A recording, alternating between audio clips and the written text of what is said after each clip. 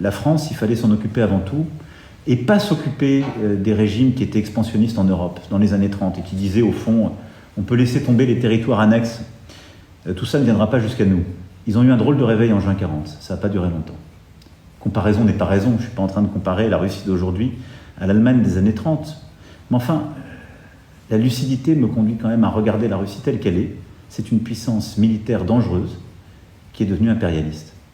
Donc depuis tout à l'heure, quand je vous parle de sécurité, de défense, et quand je vous dis qu'en France on est attaqué sur le plan informationnel, quand je vous dis qu'en France on est attaqué chaque semaine sur le plan cyber par la Russie, quand je vous dis qu'en France on est attaqué sur nos intérêts, mettant en danger nos militaires et nos civils en Afrique, quand je vous dis que nos avions sont menacés, que nos sous-marins sont menacés, c'est la France dont je parle. C'est de vos soldats, et c'est peut-être de vos enfants si vous en avez. Donc je parle bien de la France. En la matière, pas de faux nationalisme, parce que c'est souvent en vrai le discours du défaitisme, et je le connais ce discours. Alors ensuite, j'ai Raymond sur Twitter. Pourquoi aider l'Ukraine en priorité quand le pouvoir d'achat des Français est en crise ? D'abord, je sais qu'il y a aujourd'hui beaucoup de familles françaises pour qui les fins de mois sont très difficiles, pour qui la vie est dure, et je ne mésestime pas, j'ai tout fait pour me battre.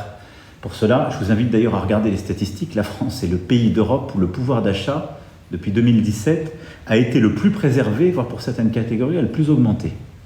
Et pour les Français de classe moyenne en particulier. On l'a le plus protégé que les autres face au Covid ou en période d'inflation, et on a dépensé d'ailleurs beaucoup d'argent pour ça.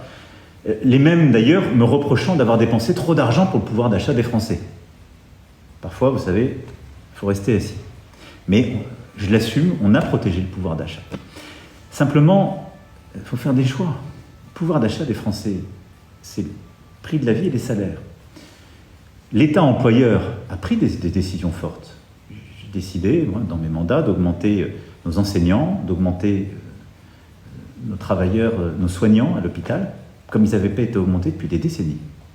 Et j'assume ce choix. J'ai décidé de réembaucher des policiers.